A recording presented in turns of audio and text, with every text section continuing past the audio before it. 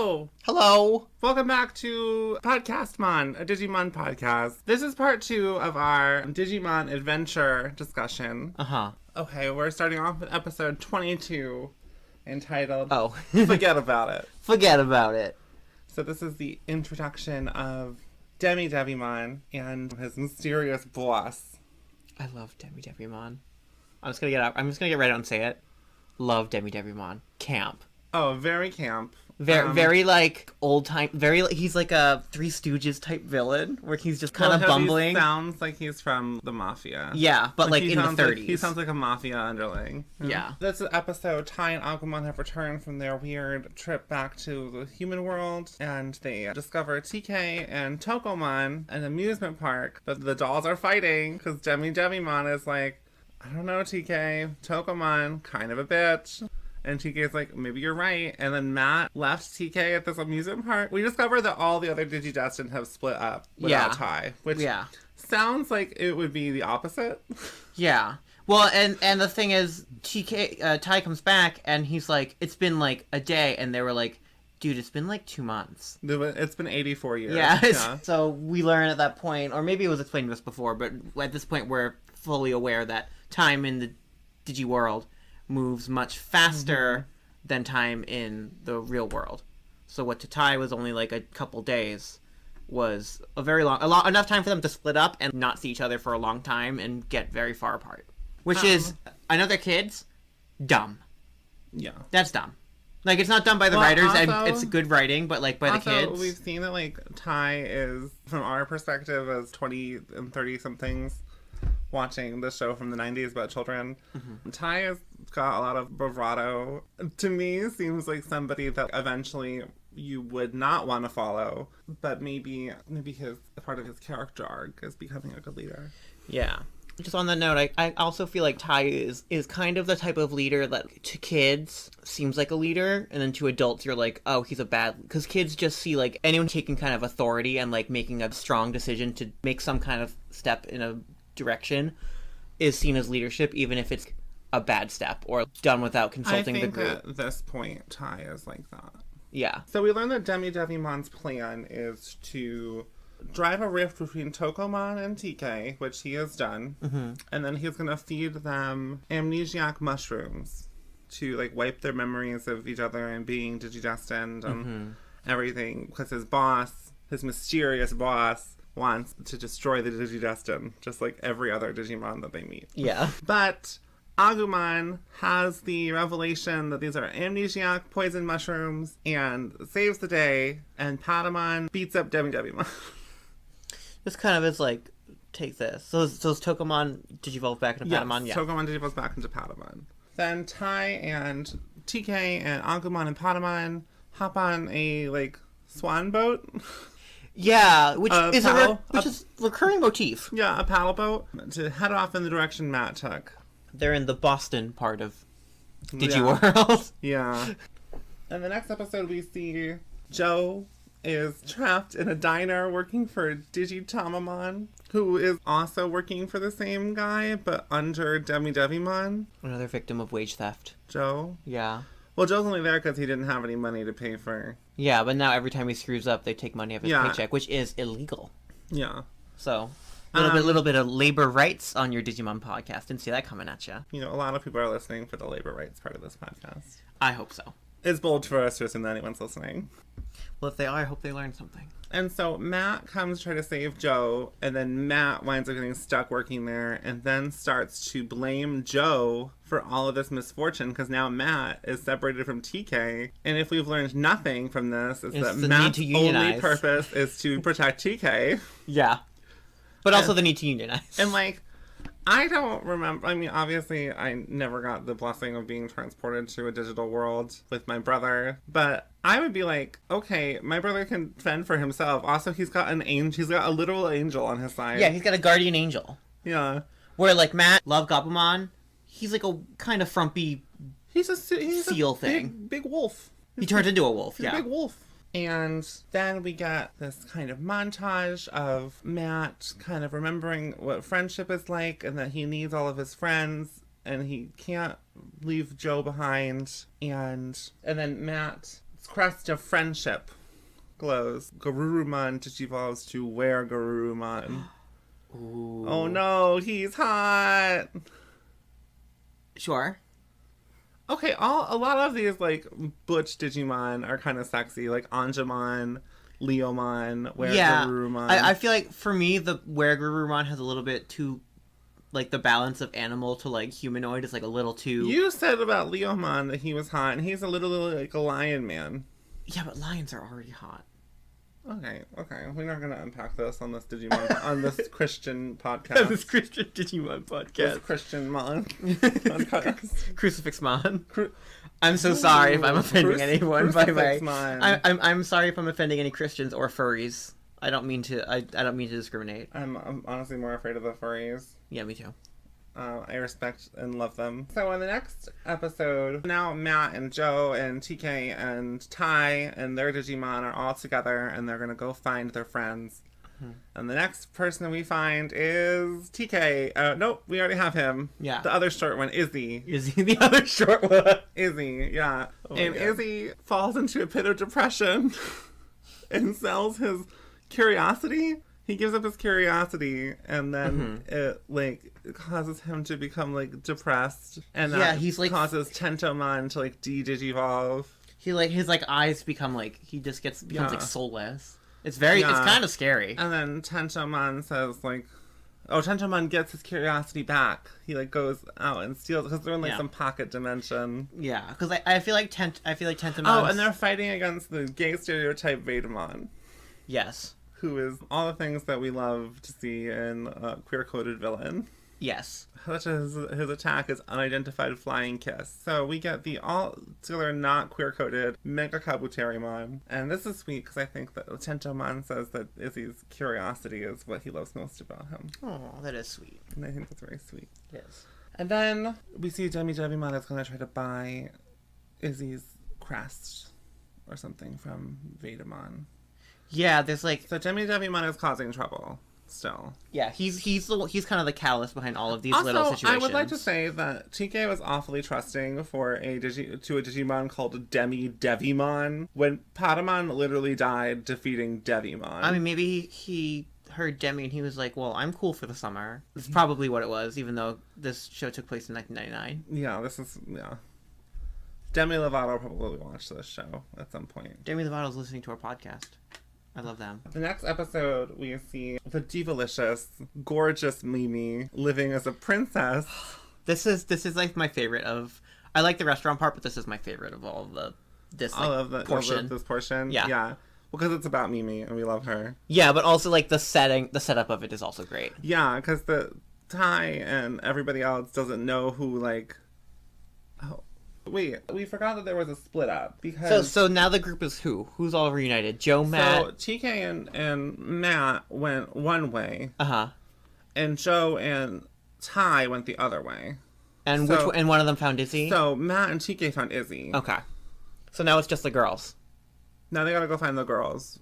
Of course, leaving the best for last. Yeah, I guess they're saving Mimi. Well, Mimi is the best. Sora's all right.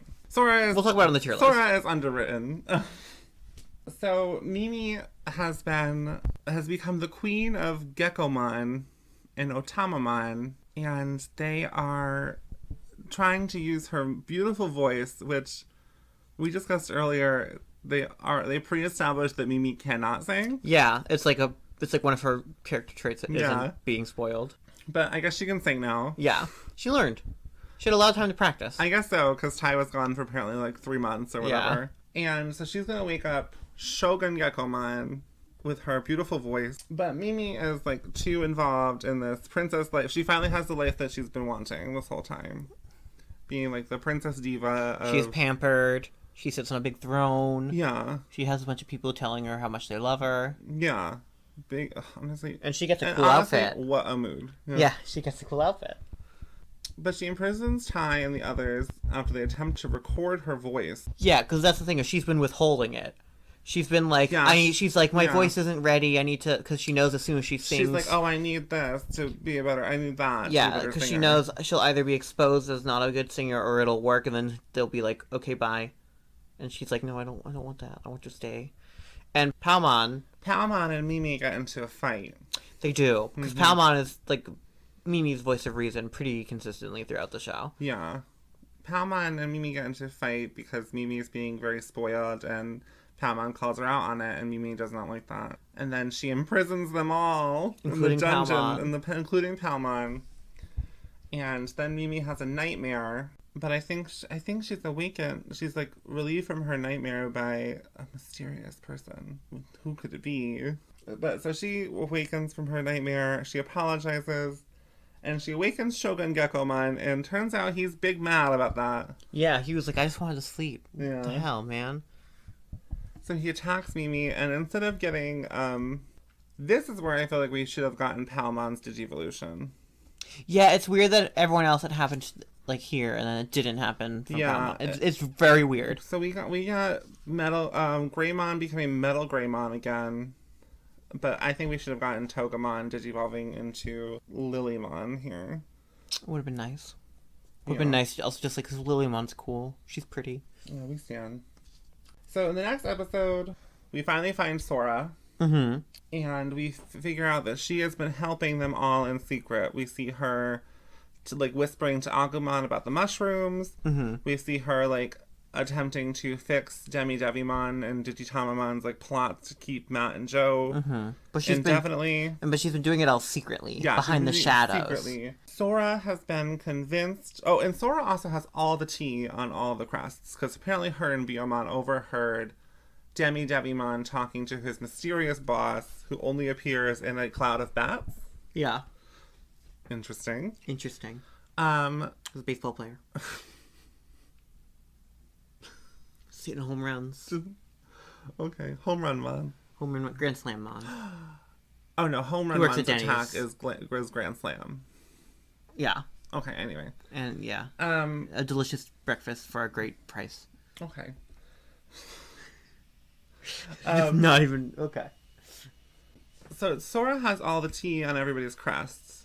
Uh-huh. So we find out that Ty's crest is courage, Matt's crest is friendship, which somehow Matt already knew, because he says the crest of friendship in his episode. You know, it do be like that. Yeah. Izzy's crest is knowledge. Makes sense. Yeah. Because he's a freaking nerd. Mimi has the crest of sincerity. Mm-hmm. TK has hope, and Sora's is love. Oh, and Joe's is reliability. Yeah. All of which are very fitting.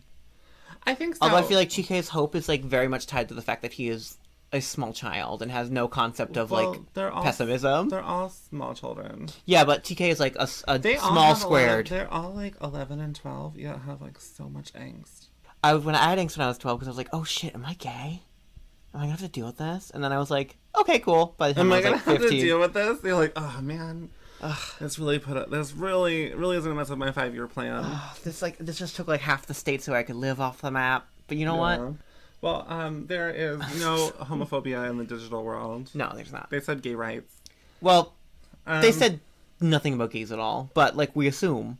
Okay, I mean, I feel like Vedamon is a small business owner and was very queer. So, okay, so Sora is worried about that her crest will never glow, because she doesn't know what love is. Because she has a rocky relationship with her mom. And her dad's not around. And her dad is not around. First of all, what a mood. Yeah. Rocky relationship with the mom. Wasn't the rocky relationship with the mom, though, Sora, clean your room, and she was like, no? No, it was that, her mom wanted her to be, I think maybe this might be something that was more clear in, the sub. Uh-huh. Which maybe I will look up the sub and dub differences. Mm-hmm. For another episode? We'll see. Yeah, we've talked about it. We might not. We might add it to this episode.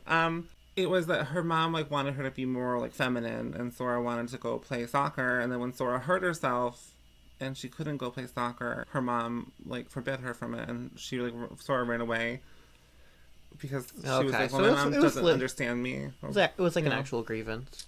So she's nervous her crest won't work. Yeah, she's nervous her crest won't work because she has this problem with her mom, but she's been convinced of this by Devimon. Oh, we finally get to see Devimon's boss. Mm-hmm. Myotismon. Yeah. And oh no, he's hot. Yeah. He's hot. Yeah. Mhm. He's like sexy vampire man. Yeah. Legs for days, making waves. Myotismon, he defeats the other Digimon because they're like not able to digivolve to their ultimate forms or whatever, and he's also dummy strong. Yeah. And Sora tries to protect Biyomon, who's been injured. Which pisses me off. Anyone who hurts Biyomon, I'm gonna smack him. And she realizes that this is exactly what her mom was trying to do to her, is to protect her from hurting herself. Yeah. So her crest activates. Biyomon digivolves to Birdramon, and then Sora's Crest of Love glows, and we get the evolution to Garudamon. Yeah, and with that, Sora's character arc for the entire season pretty much ends. Yeah, her character arc Sora just kind of hangs out for the rest of the other half of the season. She had, a one-episode arc. But Myotismon, or the Digidestin escape Myotismon with the help of Garudamon, because she's real big. Yeah. Yeah, she's real big. Giant woman. Giant bird woman. You're big. You're big. That's okay. In fact, that's helpful. So the next episode is called The Gateway to Home, where the kids meet up with Genai in person, and he tells them there's an 8th Digidestin and that Myotismon is planning to go to the real world with an army of evil Digimon to find the child. The Digidestin infiltrate Myotismon's castle to stop him entering the real world, but they fail when Gatomon distracts them with Dividramon. Gatomon, fun time. So this is the introduction to Gatomon, and she seems to be way more competent than Devimon. Or like even Myotismon, low-key. She's not as big. No, I think that she's the more competent minion of Myotismon. Yeah. We do also see Agumon and Palmon infiltrate the castle in drag. Yes! I forgot about that. Yeah, there's like a training going on. Yeah, they are Punk Agumon and Reggae Palmon, and they get a Digimon drunk off of soda. Yeah, it's very like... Which, like, if you've ever been to like a 3rd grader's birthday party, is like that's so the vibe. Valid. That's so the vibe. Valid. Yeah. And we see Gatomon completely like wreck all the other Digimon. Yeah. Like, easily. And they, Myotismon and her escape to the real world. Gatomon, cute, sweet little cat thing. Yeah, with, like, gloves on its paws that are extra paws. Yeah, she's kind of a bad bitch. Yeah. She has a cute little voice. And she's very sexy. Yeah, she talks like that. It's like Eartha Kitt, but, like, pitched up. It is kind of Eartha Kitt. Eartha Cat. Eartha Cat. Eartha Catamon. Earthamon. Yzmamon. In the next episode, the Digidestined travel back to Genai's house where he unravels the secrets about the digital world. And they return to Myotismon's castle to open the gate and battle Dokugumon. Can you say that again? Dokugumon. Give it to me one more time. Dokugumon. It's so good. I love it. It makes me very happy. She's a giant spider. Yeah. That doesn't make me happy. I hate spiders. Terrifying. I mean, like, whatever, we need them. But... Well, get ready, because there's a prominent Digimon character in the 2nd season who's a giant spider. Am I going to be scared? Or is she like a sexy spider, like Charlotte? We'll see. The fight causes the castle to crumble as Garurumon destroys Dokugumon, but they manage to open the gateway and escape through it. Which, they return back to the human world, which I think this is really where it gets interesting. Yeah. This is like, because now there's like actual stakes. Yeah. As we see, like, the Digimon are fighting. In, like, downtown Tokyo. In downtown Tokyo. The Digimon are fighting. But we also see that, the Digidestin are back at camp where and it's like the same day that they left, and they're going home because it's a snowstorm. Because that happened. In the middle of summer. Yeah. They head towards Titan View Terrace to try to find the 8th Digidestined. And then there's a battle between Garudamon and Mammothmon, which is when we see the Digidestined kind of finally react to, oh no, stuff, like, people can get hurt with a Digimon battle in the real world. Yeah. That is quickly forgotten about. We don't see them kind of grapple with that reality for very often. Yeah. Which I get, because it's kind of like superhero show rules, like, where we don't really, like, yes, there's destruction. We don't see anybody get hurt. Yeah. Or anything, and we kind of just assume that, like, oh, they got out of there in time. But the battle between Garudamon and Mammothmon helps them recall witnessing a battle 4 years prior to their adventure between a Greymon and Parrotmon. Mm-hmm. They surmise that the 8th child must have also seen this fight. Mm-hmm. This is what gets me.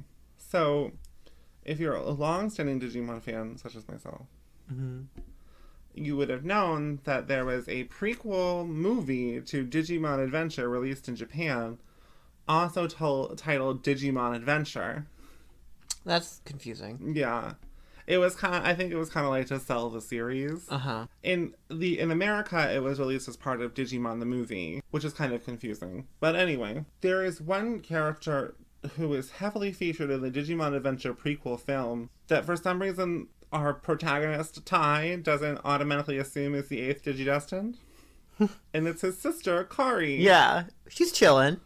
Yeah, it can't be Kari. It has to be somebody else. Yeah, it can't be another girl. Yeah, Ooh. Kari literally, like, is in the thick of it, in the battle, in the movie. Into the thick of it. Into the thick of it. Backyardamon. Into the thick of Mon. Yeah. Ugmon. The Digidestined try to get back to their homes in Odaiba. This is also, I think, pretty cool, is that, like, a lot of anime that was being dubbed for children in this era, like Pokemon and Sailor Moon and Dragon Ball and all this kind of stuff, is, like, they kind of shy away from it being Japanese. Like, Dragon Ball and Pokemon take place literally in their own universes, Mm-hmm. which have, like, Japanese references and stuff. But it's not, like, in Japan. Yeah. But in this kind of part of the arc, like, they're in Japan. They're going to Odaiba. They're, like, and, like, also, this is interesting. This aired in 1999. And, unfortunately, only a few years later, there would be a huge terrorist attack in real life. 9/11. Oh, I thought you meant in Odaiba. Yeah. But they say in the American dub of Digimon Adventure that this battle between Greymon and Parrotmon was called a terrorist attack.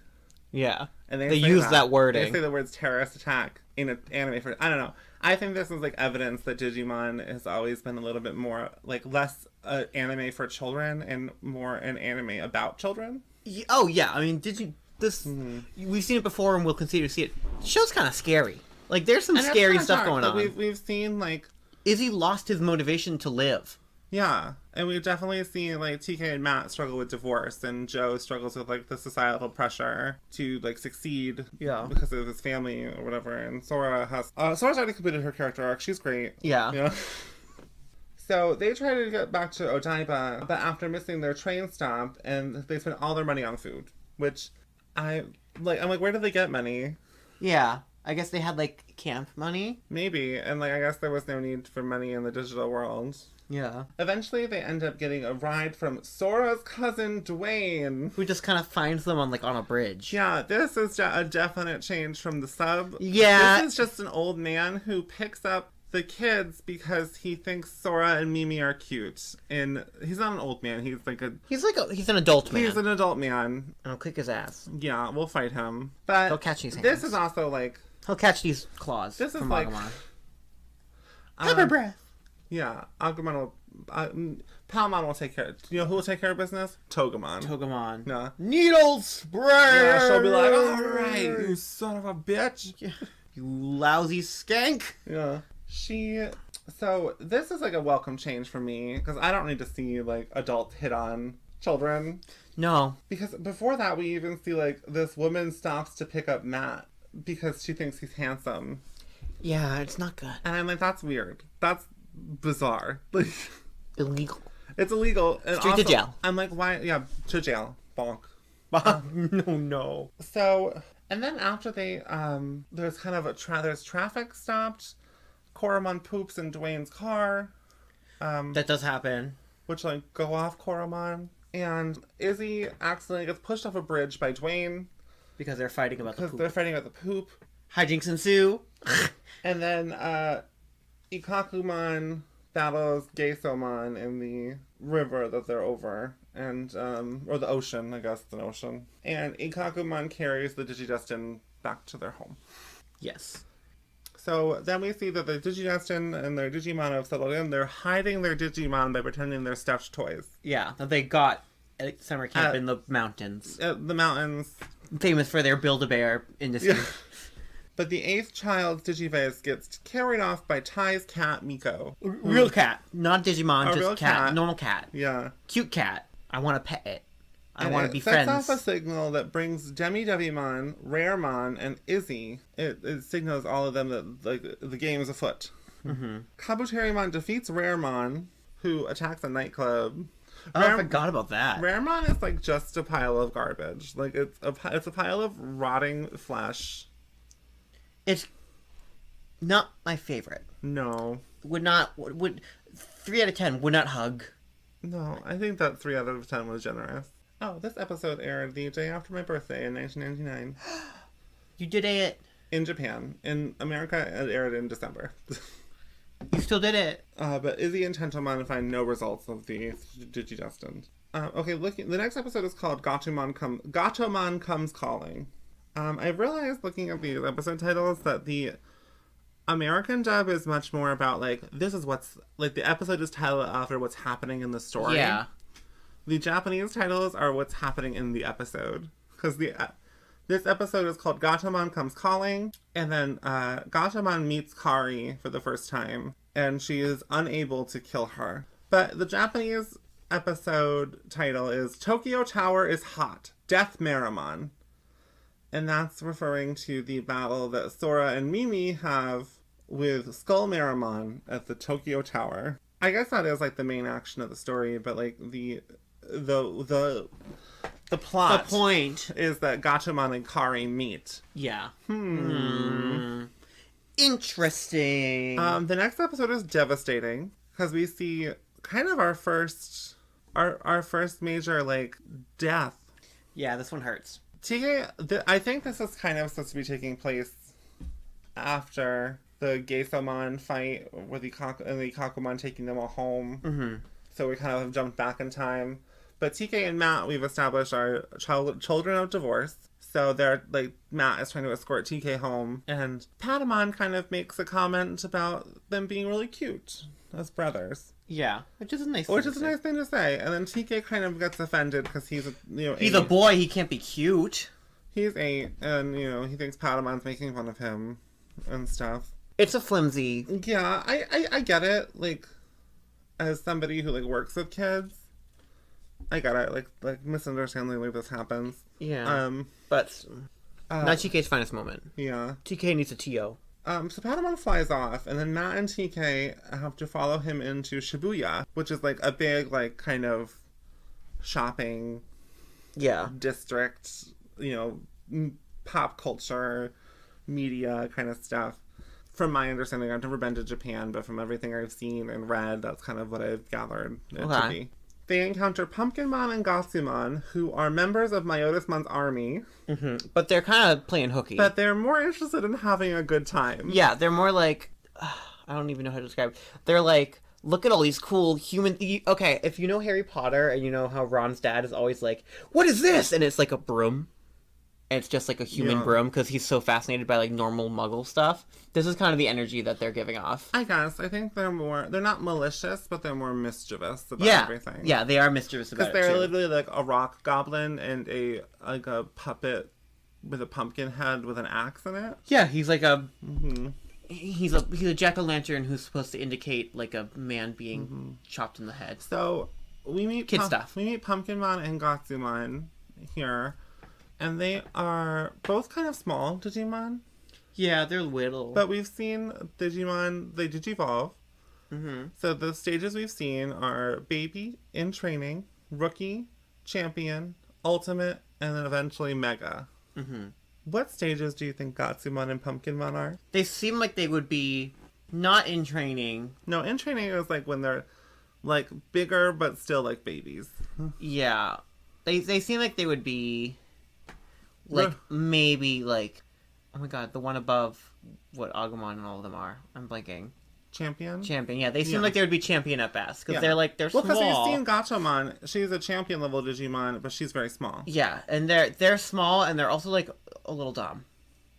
Yeah, so Gatsumon is a rookie level Digimon. Yeah. So the same level of power as like Gabumon and Agumon. Yeah. Pumpkinmon is an ultimate level Digimon. Yeah, he's way up there. Who is like the same kind of power level as like Weregarurumon and Metal Greymon. Yeah. Which took us 25 episodes to get to that level. Yeah, so we're like, I guess I don't know, but anyway, they're just friends. They don't care about the hierarchy that society prescribes about them. But they don't believe in a caste system. They want to have fun, and they're kind of like, I guess they're kind Digis just want to have fun. They're kind of defecting from Myotismon's army in this episode. Yeah, they're like, this is way better. Why would we ever listen to that? And douche. He finds them and like questions them about if they're looking for the 8th child, and they're like, yeah, totally. And then he catches them again, and they're with Matt and TK, and he's like, you must destroy them, and they don't want to fight Matt and TK. Because they're like, they're having a good time. And this whole time, Matt and TK have been trying to like stop Pumpkinmon and Gatsumon from getting into trouble and getting them into trouble. Yeah, by like having all the humans be like, what is that? Yeah. But they've kind of like grown attached to Pumpkinmon and Gatsumon. So they don't want to fight them. And then we see Anjumon comes in and fights. They find Patamon and he's digivolved to Anjumon to stop Myotismon. But he's not strong enough, and Myotismon in the dub banishes Pumpkinmon and Gatsumon to his dungeon in the digital world. Yes, that's the dub. Which is still very tragic. Yeah. Because we still see in the dub, like, Pumpkinmon's axe falls to the ground and bursts into, like, digital dust. And and, like, little frames that fly away. One of Gatsumon's, like, rocks. In the sub, they are killed by Myotismon. Yeah, they're dead. So this is, like, the first... Other than, like, Patamon, this is the first major death. And Patamon comes back, but we never see Pumpkinmon or Gatsumon again. So, this is kind of a powerful episode. I was really upset. Yeah. Because they were very fun little villains. Like, they weren't even really villains. They weren't even really villains. And it kind of felt like... They're sorry about what they said. They're just trying to have some fun. Thank you for quoting Six the Musical at me. I feel like that was very... appropriate when we're talking about the subject of death, especially because they're all dead. Yeah, and like Pumpkinmon, kind of a beheading thing going on. And Bolin, definitely a beheading thing going on. So Weregarurumon and Anjumon drive Myotismon away, but TK and Matt are not going to forget about Pumpkinmon and Gatsumon. No. So in the next episode, we see we kind of get to know more about Wizardmon, who we've seen as a member of Myotismon's army. And now we come to know is kind of besties with Gatomon. Yeah. They are just Myotismon's underlings. Yeah. But Wizardmon is, like, smarter. Wizardmon is He's not like a dumb minion. He's, like, got his own independent thinking and stuff. He's not dumb. He's not, like, silly either. Like, yeah. With Wizardmon's help, Gatomon discovers that Kari is the 8th child, and she is her partner Digimon. Wizardmon entrusts Kari's Digivice to Tai, and Gatomon... Wizardmon and Gatomon infiltrate Myotismon's lair to steal her crest. Myotismon catches them and in the process discovers the truth as well, throwing Wizardmon into the ocean while holding Gatomon captive. Yeah. Why do they ever really go into why Wizardmon was like, actually screw Myotismon, I'm gonna betray him? Because or is he just kind of like... friends with Gatomon. Right. He's more loyal to Gatomon than he is to... Yeah, we see that in the past, like before they joined up with Wizardmon, Gatomon saved Wizardmon. Right. From basically like he would have died. Yeah. If Gatomon hadn't helped him. And now Gatomon is full on the like, oh, if Kari's Digidestined, I'm supposed to be with her, I'm gonna do that. I don't want to help Myotismon. Yeah. Because that's her true motivation, is like companionship. We've kind of learned that Myotismon abused Gatomon. Yeah. A lot. And she's a scar. She just wants a friend. And she's a scar on one of her paws, and that's why she wears gloves. Yeah. Very anime. But now we see that Myotismon is on, like, the search for the 8th Digidestined. Like, now he knows that they're out there, and he has surrounded Odaiba in a dense fog. Yeah. Weather conditions. Welcome to the stage. Dense fog. And his followers capture all the families living in the city. This is kind of silly, but also, like, we see, like, a lot of the children's families get kidnapped. We see like Mimi's mom and dad get kidnapped. Mm-hmm. They're all held in like the convention center with Mimi. But they. Oh, do we get a vibe that Mimi's parents are of a mixed race? Like, yeah, I thought that because there's a scene where Mimi's mom. Mimi wears a cowboy hat, which is like obviously like a very Americanized thing. Yeah. And there's a scene where Mimi's mom like is trying to cook something, and it's just not at all. Like she's cooks trying to cook like a rice dish, and she makes it with like Jello or something. Yeah, and so I got the vibe that this is the first time in our just this most recent rewatch that I kind of got the vibe that Mimi's mom is supposed to be American. I kind of like a white American. I've heard that before. Like she's a white American. And she's married to a Japanese businessman. Yeah, and so she's trying real hard to like. She's trying real hard learn to the culture and like cook the food properly and stuff, and she's doing her best. So Sora and Mimi are captured by the Digimon, and they try to escape using Joe's mantra that he used. We see that like a lot of the kids' parents are captured. Like we see Ty's parents are captured. Matt's dad. Matt's dad's like not captured. He's not. He's been like evading capture, and he's kind of a daddy. He's a daddy, huh? And well, because Matt and TK's mom was also sexy. Yes, not a daddy. Her name is Nancy. I think that's so. So is she also supposed to? No, because her name is Nancy Takashi. Could be her married name. No, because Matt's last name is Ishida. Oh right. So like, I think they Americanized. I mean, his name's Matt. Yeah, but they Americanized a lot of their names. A lot of the other parents don't have Americanized names. Yeah, I think it was honestly just like a dub thing where they were like, "Oh, change your name to Nancy." Like, and sometimes they just bother. Cause I wonder if it's like Japanese American. I wonder if it's like her name in Japanese was hard to pronounce for American audiences, so they changed it to Nancy. Where like some of the other names for Japanese audiences, like Ty his name in the Japanese. His Japanese name is Taichi. Yeah, so like Ty is easy to say as like a native English speaker, but like if her name had been something a bit more complicated to native English tongues, then I could understand why they would have left it. They would have been like, okay, change it, just make it Nancy, like generic mom name. Would you like to know what Matt and TK's dad's name is? Yes, please. Hiroaki. Do they ever say that? No, not in like. Maybe not in this. Definitely not in this season. Maybe they do in the second one. Yeah. But that's his name. Like, that's his name. But her name is Nancy. I just think that's interesting. It's funny. Yeah.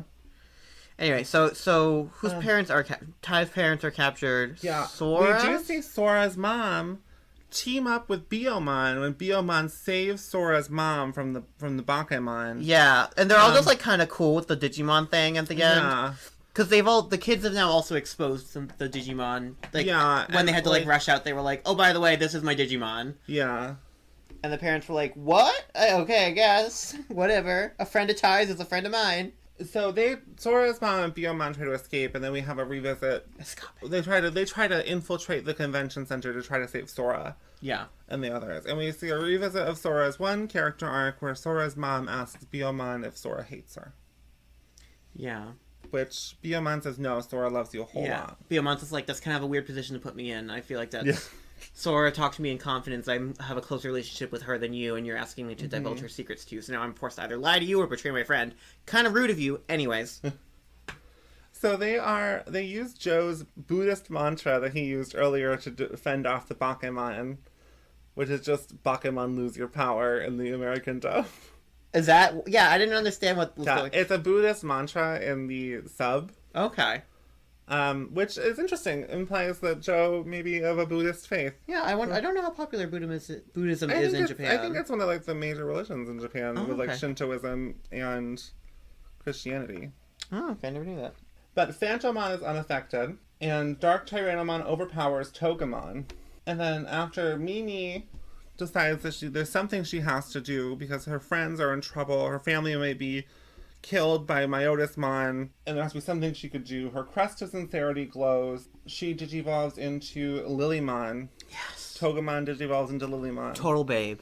Yeah. She's got flower power. And she's got wings. She's got a cute dress. Yeah. We love her. She tames Dark Tyrannomon, and she finds herself facing Myotismon, while Biyomon devolves into Bergermon to drive off Phantomon. We see, unfortunately, it is implied that Myotismon kills the tamed Dark Tyrannomon. Which is sad, because now he's already killed Wizardmon. Whoa! No, he did not. I threw him into the ocean. Did he not? Oh, okay. We did not see him die. We saw him get thrown into the ocean. Oh, I thought he drowned. Okay, I'm sorry. I'm sorry, audience. My memory's a little foggy, just like the city in Digimon. So after Lilymon has tried to battle Myotismon and unfortunately loses, which is some misogynist bullshit, Sora escapes capture, but Mimi is recaptured. And we start our next episode, City Under Siege, which I always thought was a great title, because the Japanese title is Break Through the Barrier, Zudomon Spark. And I think we've noticed, like, maybe we pointed this out already, we forgot, that the Japanese titles are just, like, thing happens, this is what the episode is about. Yeah. Like, it's not, like, it might be more creative in the original Japanese, but it also sounds like the original Japanese sounds like it's also just saying break through the barrier, Zudomon Spark. Yeah, like the episode a couple episodes ago where we find out Kari is one of the Digidestined is just called The Bond of Destiny, Tailmon. Which is seems like two separate... The Bond of Destiny is a pretty good title. Yeah, but then just Tailmon at the end. Yeah. I think Gachamon has a better name in English than in Japanese. What's her Japanese name? Tailmon. Oh, duh. That doesn't really tell you what she is, because a lot of things have tails. Yeah. I mean, she has, like, a cool long tail, mm-hmm. but, like, Gatomon tells you that she's at least a cat, and also you get to learn some, like, fun Spanish. Like, well, I always thought this was a great title, City Under Siege, because I got to learn what the word siege meant. Mm-hmm. And back in the 90s, well, actually, this episode aired in February of 2000 for Americans. So back when everyone knows the 90s ended in 2001. Back when I watched this, when it first aired, I would watch it on, like, a Saturday morning or during a weekday, because Digimon, I'm pretty sure, aired every day of the week. Really? Yeah. Either, like, with a rerun or a new episode. And because I would have to alternate between watching Pokemon and Digimon, it was a very tumultuous time in my life. But I remember having to ask somebody what siege meant, and I think my mom just told me to look it up. Meanwhile, it's 2000, you don't have anything to look it up on. I guess maybe you had a dictionary. I had a dictionary. Yeah, but dictionaries are heavy. I was heavy. I get a paper cut. I'm still heavy.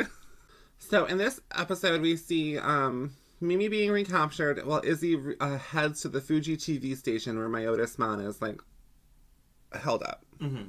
Which I just had, like, a revelation on Twitter that the Fuji TV station actually looks like this.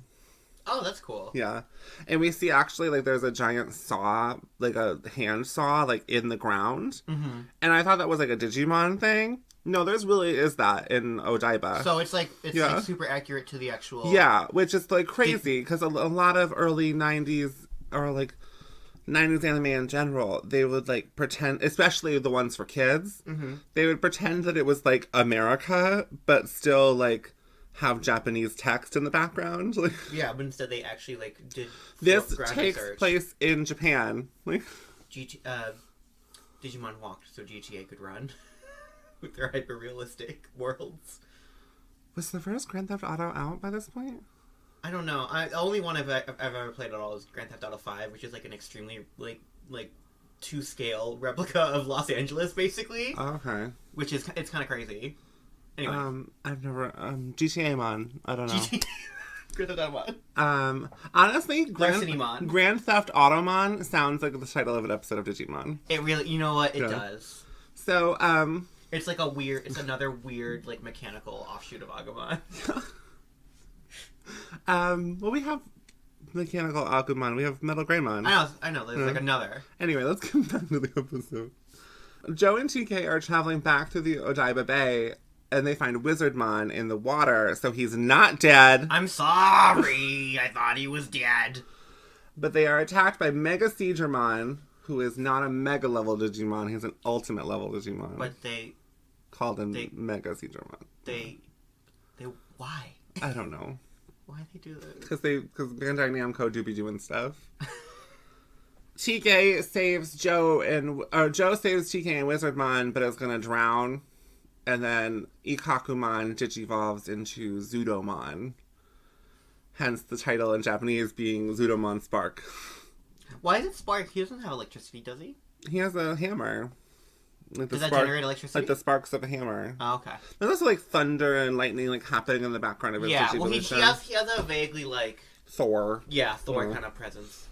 We see in the Fuji TV area that Tai entrusts Kari to Matt before heading back towards the convention center to save their parents. Mm-hmm. But Phantomon follows Sora to them. Kari sacrifices herself and reveals herself as the 8th child in exchange for their safety. Kari. Always sacrificing herself. Yeah, sure. I don't know. I wish she had more personality.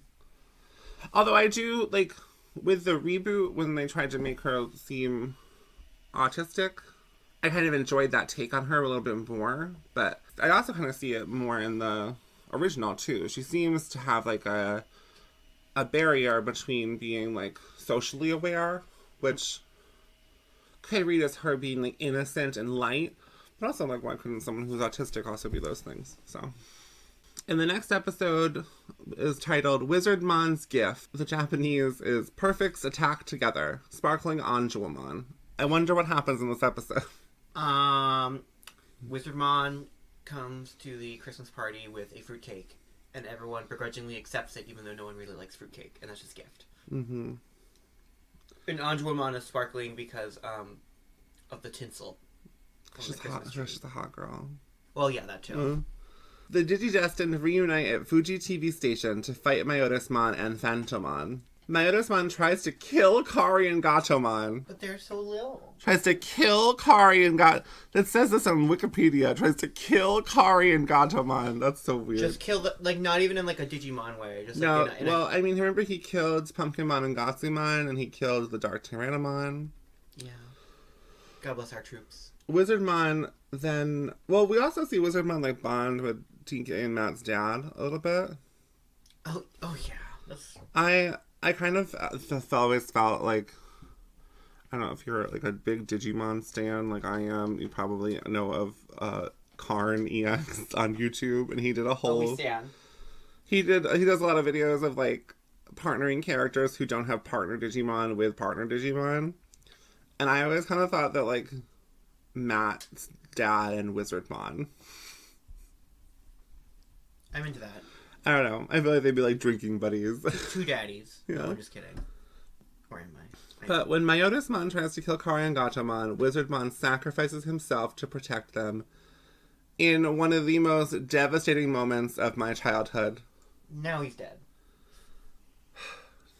Yes, he's dead. That was probably the saddest part of the whole series for me. Yeah. The whole season. Alexa, play In the Arms of the Angel. I'm sorry to all of our listeners who have Alexa. Oh my god. I'm sorry to all my listeners who have Alexa. I'm sorry too, but just because you have to deal with Jeff Bezos in your home. I'm sorry to this mon. This podcast episode not sponsored by Amazon. Yeah, is Spotify Amazon? I don't know. No, Spotify's a separate thing. We're on Spotify. Spotify's like actually independent still, which is kind of wild. Distraught by Wizardmon's sacrifice, Kari causes Gatomon to digivolve into Anjuamon, which is the reveal of the Millennium. Yeah. Like, we already have this, like, similar kind of reveal with TK and Patamon. Yeah.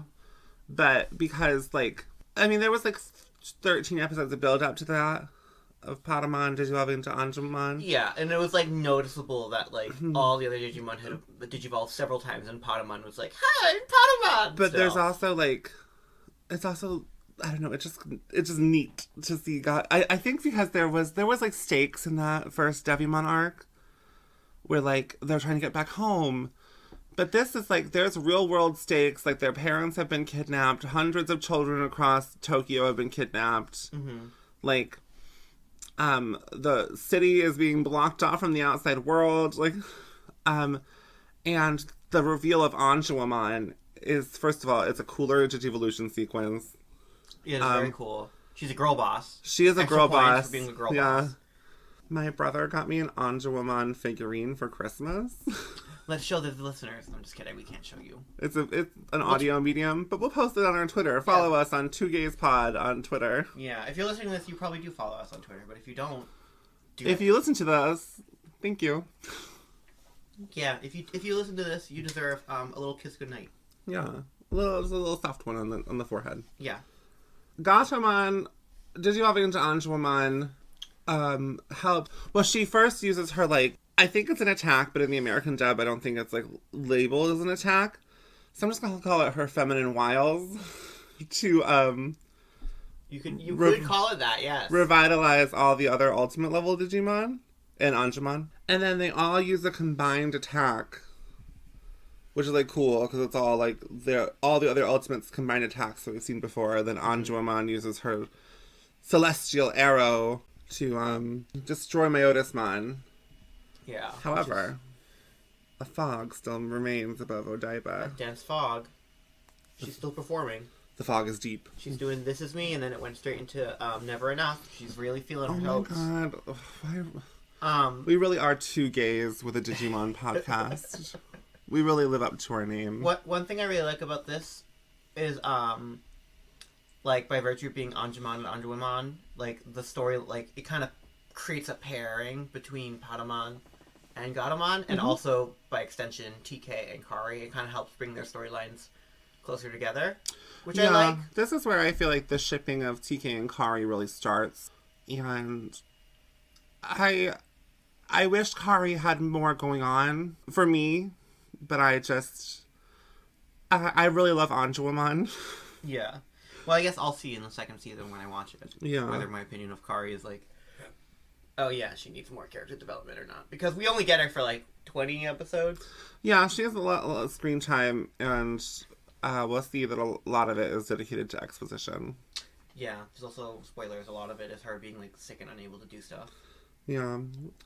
The next episode, so we also see that Myotismon's mask is still around. The next episode is called Prophecy, or in Japanese, it's called Revival, the Demon Lord Venom Vamdemon. That's a cool name. I like that. Oh, I think Vamdemon is a dumb name. Well, I think Vamdemon is literally a combination of vampire and demon. Which, like, it sounds cool, but once you learn the rest of the lore, like, I'm like, okay. Where Myotismon is, like, from, like, a species name of bats. I liked it. Venom Vamdemon is cool because of the alliteration. Yeah. Mm-hmm. I do not prefer Venom Vamdemon as Myotismon's mega form. You prefer a different version? Yeah, there are other versions and, like, other, like, games and virtual pets and stuff that I like better. I just think Venom Vamdemon obviously makes sense because he's, like, from the original series, and he's, I don't know. But I like that Myotismon is, like, a cool, suave guy, and maybe stays that way when he digivolves.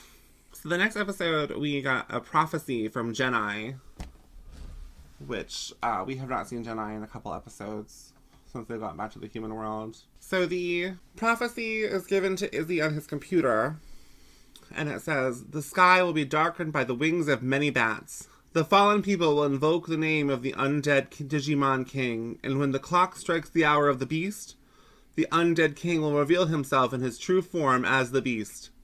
Then angels will shoot arrows of hope and light at the loved ones of those who they've been sent to protect, and a miracle will happen. Please always recycle." Please always recycle. Yeah, that's like classic Digimon dub camp.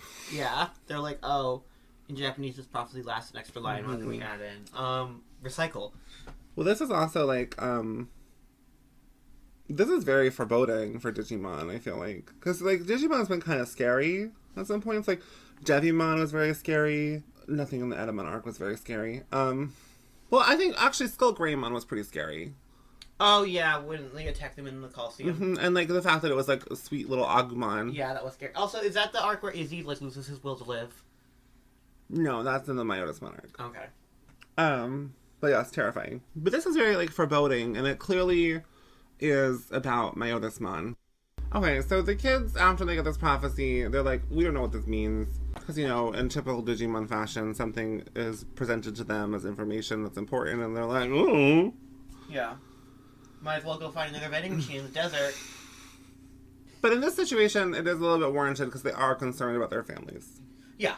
And so they go off to find them, make sure they're okay. Joe, we finally get to see Joe go to his house. I feel like we have not seen Joe at home at all. I don't think so either. At his house, he only finds his brother, Jim. Very creative name. Yeah, Joe and Jim. Well, there always are those families that, like, every child has the same first letter. Yeah, and everyone, no offense if you're a family like that, everyone hates that.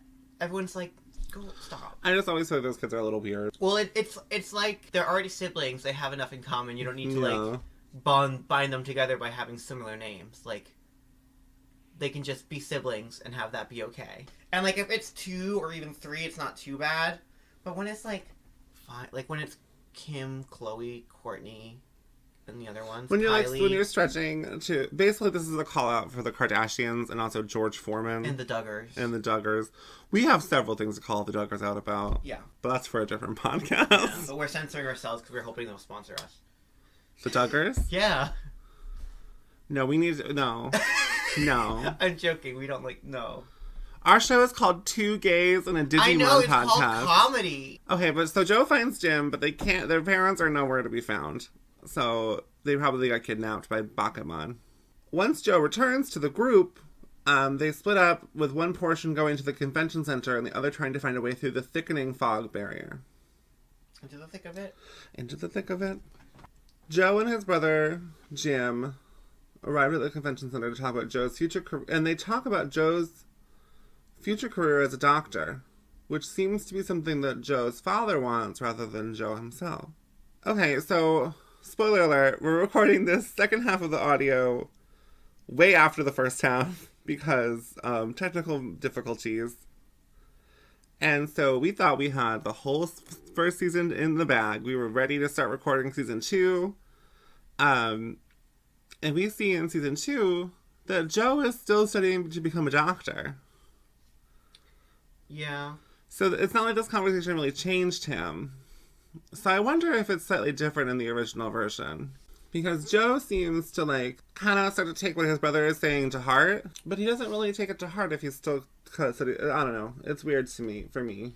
Yeah, it doesn't really line up. I really like Jim as he's one of the parent or, family figures that I really like. That I wish got more screen time. Apparently, in a season 2 audio drama, Jim does get a Digimon partner. I would like to think he gets Penguinmon or Swimmon, something that is also watery, Gomamon. I like that. After they clear the convention center of Myotismon's minions, the children find their parents in a deep sleep with the rest of the people from the district. Jim takes this opportunity to finish the conversation from earlier, telling Joe that he should be aiming for what he wants in life, even if his father doesn't approve. And Jim, who's also studying to become a doctor, takes charge to try to, help the parents. On the water, another group consisting of Gabumon, Patamon, Matt, and TK and their father, they can't find any way through the fog. So they head back to the shore, only to be ambushed by a pack of Gizamon, who I think are weird looking. They look like frogs with, razorbacks. Oh, yeah. And they're, hairy. Yeah, I didn't love them. Mm-hmm. This is what I always found weird about Digimon designs, is that, I'm a huge nerd, and I've always been really into Pokemon and Digimon. And I have made a bunch of, Digimon and Pokemon OCs. And in Pokemon, everything is, based off of animals or, rudimentary machines or stuff. And it's pretty much a one-to-one of, okay, we're going to exaggerate this certain feature of this animal, and that's going to make it into a Pokemon. But in Digimon, it really is that meme of, we're going to strap guns and belts and, stuff to it. But it always feels too demeaning. Because it is, Digimon does do cool designs. And, we established earlier that, they are kind of heavily based on, 90s superhero comics. Where, everyone has pockets and zippers and bulging muscles. So, I don't know. Gizamon is weird to me. I think we see Gizamon in season 2 as well. They retreat back to the nearby van, but it only worsens because the Gizamon tip the van on its side. Just when it seems like there's no way out, the Gizemon mysteriously vanish, the only clue to their disappearance being a cloud of bats. The first part of the ancient prophecy. Oh no. The sky will be darkened by the wings of bats. They're gonna have to recycle! There's no bat Digimon, really? Myotismon. But Myotismon's a vampire. And, like, Devimon is, like, a little demon. But there's no, like, just straight-up bat. That's okay. No, I think we need one. I think a bat Digimon would be a great partner Digimon. Bat! Bat! Back at the convention center, this is one of my favorite parts of the episode. And of this series, to be honest. Because we talked a little bit about before that Izzy is adopted. And that's kind of interesting because, like, I have two parents who are still together and still alive. And they were that way when I was watching Digimon back in the 2000s. And I had never met someone who was adopted, really, at that time. Mm-hmm. So I didn't really know what that was about. I also never met anyone from Japan at that time. So that was also something.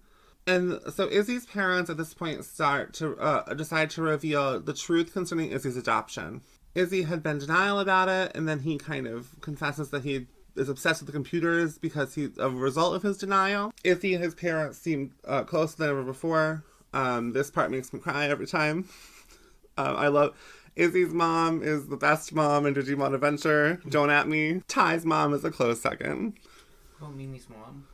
Mimi's mom is a white woman trying her best. Which, honestly... Aren't we all? Aren't we all? Be the white woman you wish to see in the world. Tentomon is nearby watching and is tearfully touched by this. I love Tentomon. I love Tentomon and Izzy's, like, friendship. Yeah. Meanwhile, the people in the convention center suddenly begin chanting Myotismon's name, and that is the second part of the prophecy. Mm-hmm. This episode is spooky. Yeah. Okay, so we've only covered an episode and a half, so we're gonna motor through this. I don't know. I really. Well, this is like the finale of this arc. This is Myotismon arc is the best arc in Digimon Adventure, bar none. Okay. I'll take your word for it because I have a whole second season. Yeah. From that they include. But for this season, I agree. Okay, so they're starting to get together that Myotismon's gonna like reveal his true form, and oh my gosh. The hour of the beast is upon us. 6:06 p.m. 6 Which seconds. is not 6:06. It's that 6:06, not 6:66. But you know what? But you know what? We didn't come to school to play math. What? No, I didn't come here to play school. Okay. It's a football I came here to Fisher Price. They make their way back to the TV station. A cloud of bats gathers. A flash of light. The cloud of the TV station reveals that the beast is Venom Myotismon. Just Myotismon, but big. But mega form. And like more demonic. Yeah. Agumon and Gabumon digivolve. But they're not strong enough. We also see Devimon continue to bully them. So he's back. He's not dead yet. Mm-mm. But he dies here. He's consumed by Venom Myotismon. Things are not looking great. They're not going to get everyone away from the convention center in time. Metal Greymon and Garurumon are not strong enough to beat Venom Myotismon. But then they remember that it's a prophecy.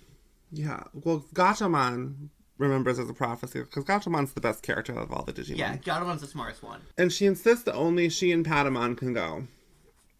So they get to Digivolve and join the fight. And Metal Greymon and Garurumon are reverted back to their rookie forms after an attack from Venom Myotismon.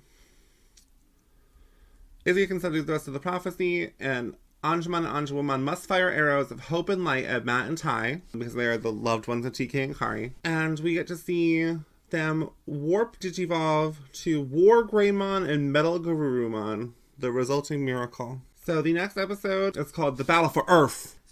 Okay.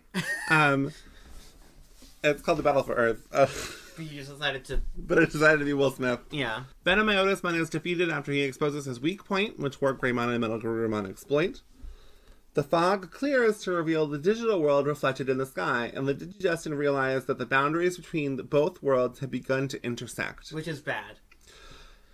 Doing it bad. Doing it bad. That's where we see Kawagamon's ass again, like he's flying through the sky. Just kind of being and we see an airplane touch its wing touch the digital world. Yeah, and it breaks. And so Birdramon has to go save the airplane because she's big. It's kind of chaos. Yeah. Kind of like going to Target on Black Friday to get the latest deals. You stop that. So they must go back to the digital world to set things right again. Mm-hmm. And we see some tearful goodbyes from their families. We see, like, Sora's mom not want her to leave. We, again, don't get much from Mimi's parents. Jim, I think, says something sassy about Joe and them, and then Izzy's mom tells him to shut the fuck up. So, that's the end of the Myotismon arc. Yeah, I think that's the best arc. I think Myotismon's a good villain. Myotismon, I think, is the best villain. I think because he has the most going on. Yeah, I also think it just stands out more because they're in the real world, not the digital world. It, like, helps distinguish it from the other arcs. The better. Stakes are higher because they're in the real world. Well, the stakes are higher, but also just, like, in the memory bank, right? It's, like, easy. It's a lot harder to confuse it with other arcs because, like, they're not in the middle of the desert. Yeah. Or jungle. And they're clearly in areas that are really well, like, researched and designed because they are realistic. Yeah. So we start the next arc, with the episode called Enter the Dark Masters. So the Japanese title of this episode, I actually like it. It's called The Four Kings of the Devilish Mountain, the Dark Masters. Which is our introduction to the villains of this new and final arc. Yeah. I don't like that the final arc has, like, 4 bad guys. It kind of feels like it kind of feels like it should be flipped with Myotismon. Yeah.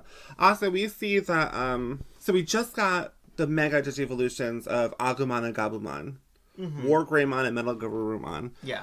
This is the beginning of an unfortunate event in Digimon that most of the main cast doesn't ever get to achieve their Mega level forms and are kind of sidelined in battles. Mm-hmm. For the, like, latter half of seasons. It's not as bad in Adventure. It's not really a huge problem in 02. In Tamers, all of the main cast gets to develop to Mega. But in Frontier, Season 4, it's a huge problem. So, unfortunately, the precedent is set here.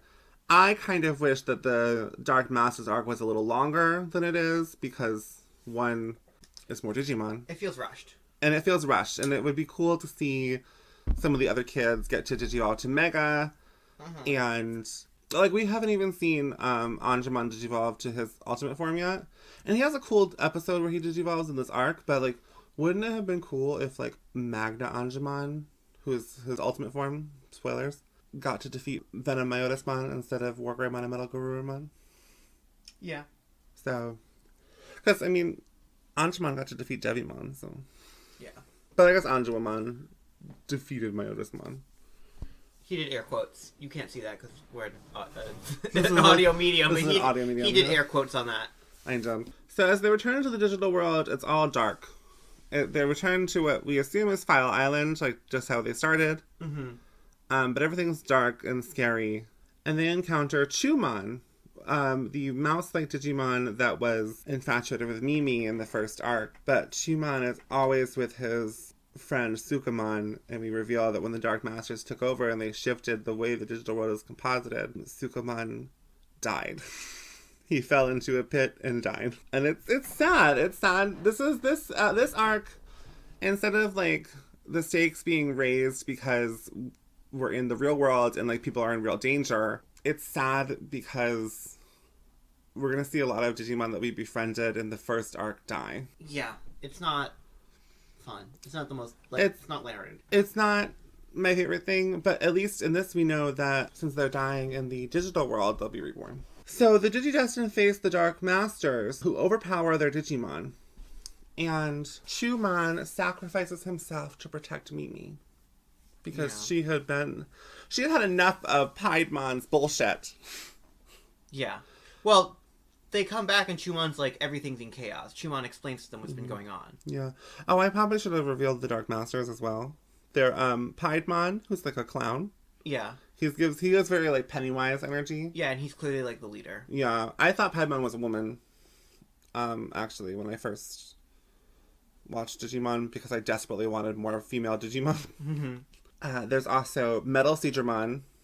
Who's just another giant serpent thing. Yeah, but he talks like a surfer. Yeah. Puppetmon, who is objectively the best one. The most interesting out of the Dark Masters. Yeah, he's he himself is a puppet, but he's also a puppeteer. a puppeteer. Like he's made of wood and he looks like Pinocchio, but he's got like those like crosses with the strings on him that you see like French puppeteers in old timey movies. Yeah, he in Japanese is called Pinocchimon.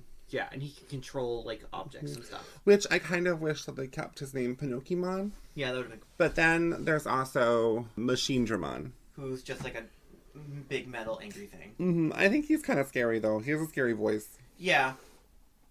He's just not the most interesting looking. Like he's just kind of like exactly what you would expect, like a kind of something dragon. called Machinedramon to be look like. Yeah. So then, so we enter like so mini arcs with where they have to defeat each four Dark Master. So starting with Metal Seadramon. Well, first the kids escape after Chumon sacrifices himself with the help of Piximon. Yeah. And Piximon also sacrifices himself to let them escape. Yeah, so this is kind of the start of, like, their old friends and some, like, minor enemies from earlier arcs coming back and being like, no, we're on your side now, please help us, because the Dark Masters are totally destroying. Yeah. Because, don't forget, time passes differently. So, it's been, like, they were in the real world for, like, a week, maybe? 2 weeks? I don't think they've been there for 2 weeks, because a lot happened in the real world, and if that happened all in a week, I would be incredibly stressed. Yeah, so but like also, we lived through 2020, so I don't know. Yeah, so, like, at least 2 weeks, maybe, which in the digital world is, like, years. Yeah. So, it's been a long time in the digital world. And so everyone else is like, we need those kids to come back and help us. And also, I think we talked about this in our previous recording, and I gave you a spoiler for a upcoming Digimon season, but I wasn't sure if we wanted to watch it. In Digimon Adventure, so in this, it's implied to me that this is the first appearance of the Dark Masters. But in Digimon Adventure Try, and later on in this arc, it was revealed that there was a group of Digidestined before Tai and his friends, and they couldn't defeat the Dark Masters or something. But to me, it wasn't clear that if it was the Dark Masters they fought. But we later see in Try that they did not defeat the Dark Masters, and their Digimon died. Or one of their Digimon died, and the rest of them got to digivolve to Mega and, like, seal the Dark Masters away or something. It's unclear to me how these new villains keep popping up, which I think is, like, a flaw in this being, like, a cartoon for children. They conveniently wait until the other enemy is defeated. Because which, like, it's too overwhelming to attack at the same time. I guess it's kind of like what World's powers do and stuff. Like, in, like, when you're telling, like, history. Digimon is a metaphor for the Cold War. I would say, like, World War. Yeah. But, the next episode is called Seasick and Tired, or The Hardened King of the Seas, Metal Seadramon. The kids escape Metal Seadramon's minion Scorpiomon, where we see the most egregious instance of them being tricked by food, where they run into a burger stand on the beach. Yeah. Which the burger stand's made out of what? What are the burgers made out of? But we also see, in Digimon they, like, grow meat in the ground. It's like from they grow meat in the ground. Yeah, it's like a thing from the Digimon World games. I hate that. It's camp. Imagine you're like walking through a field and you accidentally step on like freaking roast turkey. That's just a graveyard, baby. What? What? I didn't say it was cooked meat in the ground. Okay, so Metal Seadramon sets up. But we also saw before that this beach was the beach they got to in the second episode of the series, because we see like charbroiled telephone booths. Oh, right. So we meet Seadramon's minion Scorpiomon in the English dub. In the original, it's Animalocarimon. Mm-hmm. I can understand why they changed it to Scorpiomon, even though he's not a scorpion. Yeah. Scorpiomon just seems like a guy who's like trying to do his best. And we even I don't know, I got a little bit attached to him because he was kind of funny. And he gets killed by Metal Seadramon because he fails to capture the kids, even though they were right in his trap, except for like Sora or somebody. I can't remember. So yeah, I don't remember either, but for some reason somebody is like not. I think it's actually only a couple of them. I think it's like 3 of them. Yeah. So I don't know. Watch the show. The same thing that happened like 4 times earlier in the season. They get tricked by food, and they're caught in a trap, and they get rescued. Mm-hmm. The building's like burning down. Which I guess, like, it annoyed us when we watched this. Well, it annoyed you a lot when we watched it for the first time. But now, looking back on it, okay, so they've gone through this whole experience where they did the whole digital world thing. Mm-hmm. Then they went back to the real world and, like, had high stakes and, like, defeated Myotismon. Mm-hmm. Saved the human world. And now they're back in the digital world, and something that would have really gotten them in the first arc, like a burger stand, would have totally, like, they all would have been trapped. Yeah. It didn't get all of them, and it didn't even really work that well. So, like, no. So I guess they were kind of, it did show that, like, oh, that old kind of trickery is not going to work on them anymore. Yeah, that's fair. Mm-hmm. The most interesting part of this to me is actually that Metal Seedramon, like, has, like, a really domineering relationship over Scorpiomon. Mm-hmm. Like, it's a very, like, you're, not only are you my worker, but you're my servant.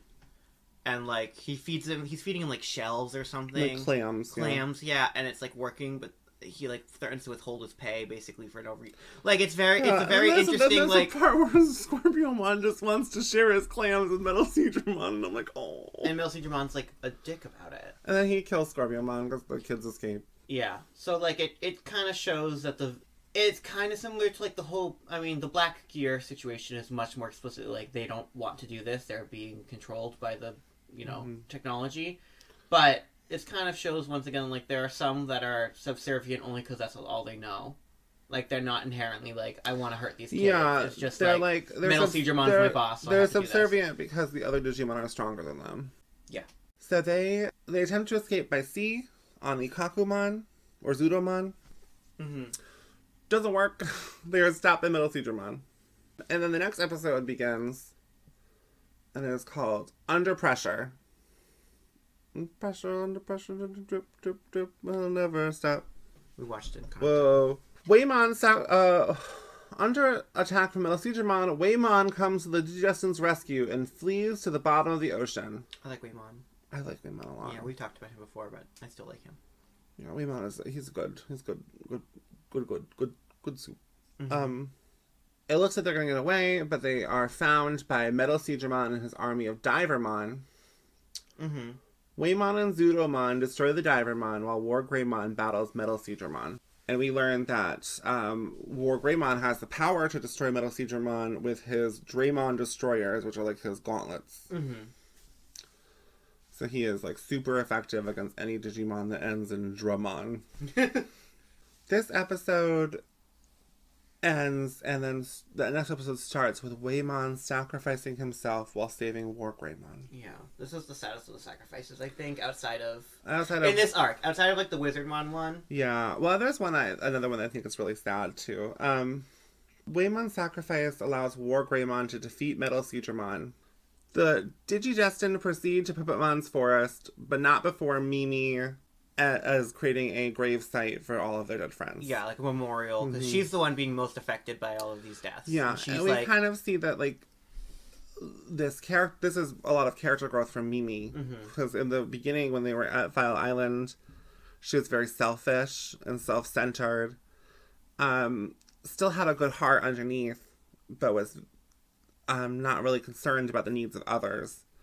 And now we see her being very, like, emotionally devastated by all of the loss. And Ty is not being his most sensitive. No, Mimi is full on, like, flower power, like, we need to stop the violence. The violence! But, well, I don't know. Mimi knows that they need to fight to defeat the Dark Masters, but she's just upset that they're losing all their friends along the way. Yeah, and Ty's like, well, whatever. Ty's like, Ty's a dick. Ty's like, we don't have time to stop and mourn the loss. We need to keep going. Which is dumb, because they spend like 7 hours a day just walking. Mm-hmm. And Matt kind of tells Ty that he's being a dick. Yeah, the Matt-Ty conflict ramps up this. Well, although I don't know if it's super well done. I think this is where the Matt-Ty shipping really gets its gears going. I think the Matt-Ty conflict that will emerge over this arc kind of comes out of nowhere. Yeah, where like Matt it feels like they've been over it. Matt has justifications for why he's mad at Ty, but the show doesn't really actually state them or explore them. It just becomes a thing of like Matt gets really pissed off. Well, to me it felt like, especially upon this like 7th rewatch, that Matt's feelings were valid maybe in the beginning of the season, but now they're like, it's been a long time, and we've kind of established that Matt and Ty are friends. Yeah, they and just stuff. start being brand. I guess it's kind of like we said with the trap thing, that like, okay, this would have been an insecurity that Matt had in the beginning, and picking on their we'll get to that part. Yeah. So now that Weemon sacrificed himself, we're in the forest, which is the domain of Puppetmon. Puppetmon, yeah. Who is... He talks like this, kind of. Hey, I'm Puppetmon! Puppetmon... Talks like Waluigi. He was able to manipulate the forest and separate the Digestant, which causes Matt to become very protective of TK. Yeah. Which is something that we saw a lot in the beginning of the season, but now TK has been able to handle himself more. Yeah. But we're seeing some regression in character growth from Matt, which I think is interesting, because character growth is not like a steep ladder that we want it to be. It is like it staggers up and down and circles and all around. I'm like doing a lot of hand gestures, but this is an audio medium, but you get the idea. Yeah. So Puppetmon separates them by putting TK in like his playhouse. Puppetmon forces TK to play a deadly game of hide and seek in exchange for everyone else's safety. Which Matt is like, what the fuck? Yeah. Puppetmon just wants to play and have friends, honestly. Yeah, Puppetmon, deep down, is really lonely. Yeah. Because he also feels like... He knows that the other Dark Masters think he's annoying as hell. Yeah. But TK tricks Puppetmon and destroys his control room that allows him to control the forest. And escapes. And the other... Digidestined defeat Puppetmon's henchman Kiwimon, and Matt just becomes discouraged seeing that TK has escaped without his help.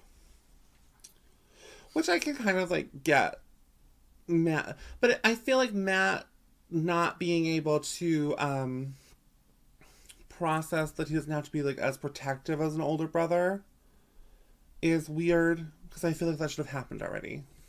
Maybe it's because their parents are divorced, and like they haven't had time for all of the like connections, because we saw them. They're split up. They're ones with each parent. Yeah, we saw Matt in the beginning was like very protective of TK, but didn't like quite know how to be a big brother.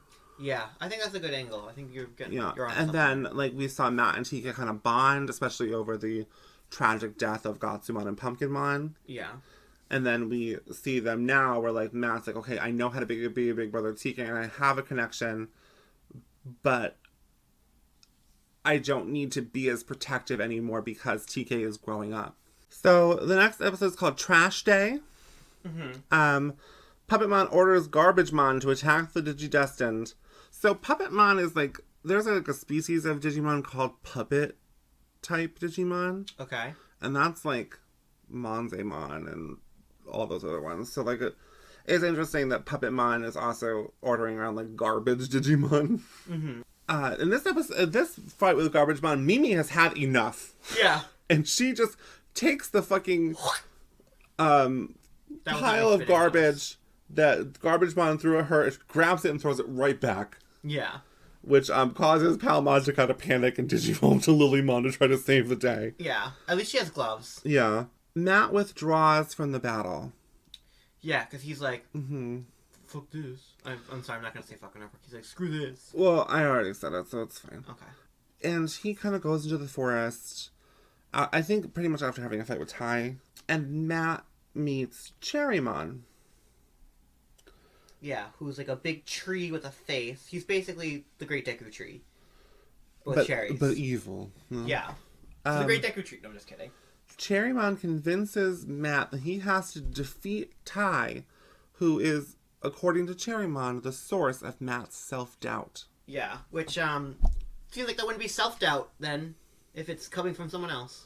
Well, Ty being so great and beloved means that Matt isn't. So, like, that's, like, causing Matt's inner mechanizations of his mind. Matt needs to be the center of attention at all times, apparently. I don't think that's the case. I think it's that Cherrymon is manipulating a young child into thinking that his friend is... I think that Digimon is deeper than you're giving it credit for. I know. I think Matt's being a brat this arc, essentially. Yeah, Matt returns to the Digidestined and demands a fight with Tai. Meanwhile... Well, hold on. I want to go on further, because I don't hate Matt as a character. Yeah. But I feel like a lot of this arc is Matt doing the trope, which I hate most of all in all of media, fiction, whatever, which is like, I don't care what you have to say. I'm angry for this reason, and nothing you can say can change it. And there's like a very reasonable explanation. Like he wants nothing to do with anyone being like, well, we're working together as a team to, do this and do that. Matt is fully just like, I don't care. I'm mad. I'm so self-assured in the fact that I'm mad and justified in feeling that way that I'm not even going to let you say a single word, and that's going to be the conflict of the next 8 episodes or whatever. Yeah. Which is my least favorite thing, because no one really does that in real life. No one's like literally like yelling like, I don't know, if someone does do that, I don't know. I just think it's a lazy narrative device to be like, oh, actually, what you saw was not this thing. It was this other thing that has a very benign explanation. Well, I'm not going to listen to you. I hate it. Yeah, I think it's more supposed to be sad because we've seen such a lot of character growth from Matt, and now we're seeing like a big regression. Yeah. And I think that that's just kind of sad in general. Yeah. I like that Tai, for a change, is kind of like not the like progenitor of conflict, where like it's an outside force manipulating Matt to have all this self-doubt and self-deprecation, where like Tai is being an asshole by not like taking time to assess his group's needs. Tai is a great leader. Yeah. But we also see this unfortunately, like I said before, I would like to see more from the kids other than Matt and Tai. So like I would have loved to see, like, even though we just got Zudomon, I would have liked to have seen Vikemon appear in defeating Metal Sudramon. And maybe in this part, I would like to see like Lilymon Digivolve to Rosemon. Like I would like to see some of that action here, but yeah. Even just if we got to see more of our third leader of the group, Sora, be more of the social leader, which is like we see her kind of trying to be, but the arc really is focused a lot on this conflict, especially right now. It's focused on this conflict between Matt and Tai. Yeah. So meanwhile, after Matt demands Tai fight him. Yeah. So Matt returns to the group and just like challenges Tai. We see Cherrymon be killed by Puppetmon after warning him not to underestimate the advantage that the Digidestined have over him. Yeah, Cherrymon's like, be careful, those kids are strong, and Puppetmon's like, you don't know what strong is, you don't know what I'm capable of, well, so I'm gonna kill you. He says that first, and then he says that the Digidestined have an advantage that Puppetmon does not have. But we don't know what it is yet. But I think it's... Do we know? We don't know what it is yet. Okay. So the next episode is called The Ultimate Clash. Tensions run high as a fight breaks out between Matt, Tai, and their Digimon. As in, Agumon and... As in Wargreymon and Metal Garurumon. Yeah, they start fighting. Which, like, is so dumb, because, like, it's the most powerful of forms of the Digimon. I don't know. This is very, like, Mask vibes. It's like a fight. They're not, like, arguing. They're, like, punching and rolling on the ground and stuff like that. Yeah, which, I mean, that's just fueling the shipping meter. Oh my god.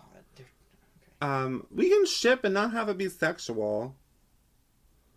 Especially in the second season where, like, they're going on dates, not with each other, but with other people. Yeah. Meanwhile, while this masculinity fight is happening, Kari's body is taken over by a strange entity. So, here's where we start to see Kari doesn't have any agency. Kari is just a plot device. A little bit. And this exposition entity explains why these specific children were chosen, why these Digimon were chosen, how Gatomon got separated from the group.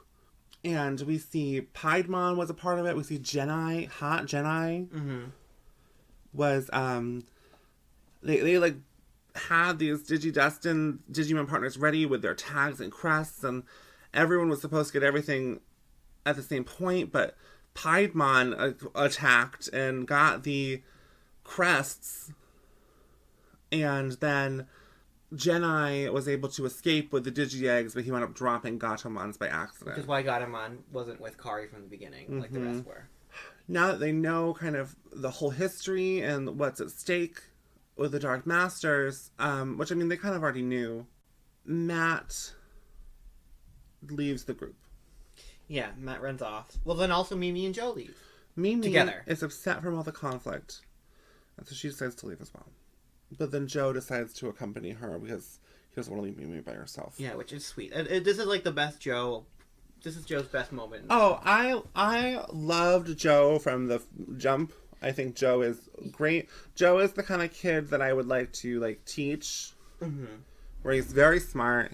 Clearly can get stuff, but he's also he's got some growing to do with some of his social skills. Yeah, well, but now he sees that Mimi doesn't need protection because Joe has to be responsible. Joe is going to go with Mimi because Mimi is his friend and she needs help right now. Yeah, I was gonna say, this is, I think, Joe's most character development. Well, I think maybe we see, maybe this is the result of his conversation with his brother, that he doesn't need to do anything to impress his parents. He needs to do things to be his own man. Yeah. The rest of the Digidestined continue their journey to fight the Dark Masters. The next episode is called Edamon's Comeback Tour. He's back. Guess who's back? This was... Oh my god, we're back again. This was pointless. I thought this was dumb. This was dumb. This was a waste of time. Basically, we'll power through this episode because it's dumb. Well, it's not entirely dumb. It's not entirely... Okay, so Ogremon's hurt, so Joe... Well, we see that Joe and Mimi rescue Ogremon. Yeah. This is the beginning of an important arc for Mimi, I think. Yeah, where Ogremon's injured, and they, patch him up, they give him a little sling, and he's like, oh, you guys are actually so nice! And then Metal Edamon shows up as Metal Edamon to attack them for no reason, and they kick his ass. And someone else comes back. Leomon. Well, no, we see Metal Edamon is gonna fight Joe and Mimi. That's the end of that part. Then we see Ty's group infiltrate Puppetmon's mansion with the help of his two playmates, Daramon and Floramon. You love Daramon. I do. He's a cute little penguin man. Yeah. And they keep Puppetmon at bay with his own cannon. In the next episode, Ogremon's Honor, Saber Leomon rescues Joe and Mimi from Metal Edamon. Yeah. So we see that it is Leomon who, after having been exposed to the light of the Digivice, was able to warp Digivolve to his megaform, Saber Leomon. But they are found again by Metal Edamon. But first, they wind up in Digitamamon's diner. Yeah, they're back in the diner. Where Joe and Matt were in the beginning of the Myotismon arc. Yeah. And this is where we see, yes, some parts of this are File Island, some parts of this are other parts of the digital world that we were in before. Because everything's kind of been messed up by the Dark Masters. We also meet Otamamon and Geckomon, who were two of Mimi's servants when she was Princess Mimi. And we learned that Shogun Geckomon has also been killed by the Dark Masters. And so Otamamon and Geckomon agree to follow Mimi wherever she goes because she is their princess, which is very sweet. And it made me cry a little bit. I love Mimi so much. Yeah. But Metal Edamon finds the group, and Mimi still does not want to fight, especially because Ogremon is injured. Ogremon wants to fight Leomon. Ogremon's ready to go. Ogremon's going to protect his honor. But I think in this episode we see a little arc from Ogremon where he kind of learns that maybe it's not always about fighting, and sometimes we have to run away. Metal Edamon attacks Joe and Mimi. Leomon digivolves to Saber Leomon. At the same time, we see Puppetmon battle the Digidestined, and things are looking okay. They're doing alright. Yeah. Back with Joe and Mimi, Metal Edamon critically injures Saber Leomon, and he dies. Yeah. For the second time. No, never mind. Leomon didn't die originally. No. I don't know why I thought this is the other death besides Waymon that I thought was really, really sad in this arc. Yeah, well, because Leomon seemed like he was the he's like Aslan in Chronicles of Narnia. Like, he's not just because he's a lion, but because he's the Christ figure. He's like he's like the Christ figure. He's like the moral center. He's like the strongest ally they have. Oh, we also saw him like be corrupted by Digimon and then like be good again, and then be re-corrupted again, and then be good again. Yeah. And he was the original exposition monster, where like he just kind of dumped all the lore of the Digidestined on them in the first arc. Yeah. And we see him kind of say goodbye to Ogremon, and Mimi immediately wants to go to Primary Village because that's where the Digimon will be reborn. And so she wants to go and find Leomon and Waymon and Chumon and all the other Digimon. And Ogremon tells her that the Dark Masters destroyed Primary Village. So they can't be reborn yet until the Dark Masters are defeated. That's also scary. And that's kind of when Mimi is like, well, we have to go and destroy the Dark Masters, but her and Joe are going to go get reinforcements. Meanwhile, we see Puppetmon has escaped the fight with the Digidestined, but he is destroyed by Matt and Metal Garurumon. And we hear Cherrymon whisper on the wind that the thing that the Digidestined had that he didn't was friends. Which correlates because that's Matt's crest, his friendship. Yeah, that is kind of sad. That's why I also like Puppetmon. I feel like he's more of a Puppetmon had just like... Well, we saw all Metal Seedramon did was kind of like... Everyone else is just evil. Puppetmon actually has trauma. Well, also, Metal Seedramon had... 2 episodes. 2 episodes. And Puppetmon has 1, 2, 3, 4, 5 until he is defeated. Yeah. Ty's group decides to fight the remaining Dark Masters. The next episode is called My Sister's Keeper. I like how that's framed as like a new decision. Like, oh, I guess we should keep fighting. Like, that well, was. They're like, do we move on or do we go look for Joe, Matt, Mimi, and right? Okay, them. Yes, that makes sense. Kari falls ill, and Ty becomes really hysterical as he search for medicine. Here we learn that Ty almost resulted in Kari's death by making a selfish decision and forcing her to go outside when they were children, when she was critically ill. Ty, anti-masker. Oh my god. Alright, we're gonna keep going. However, the Digidestined learn they're in a city, but they're a little too late, that this city is run by Machinedramon. Yeah, and it's like kind of... Yeah. Who is tracking them as they're looking for medicine in the city for Kari. They left behind Sora because she's a girl to take care of them, and TK because... Yeah, so they find themselves in like a mansion. And no, then... they're in a city. Like, it is a mansion, there's a mansion in the city.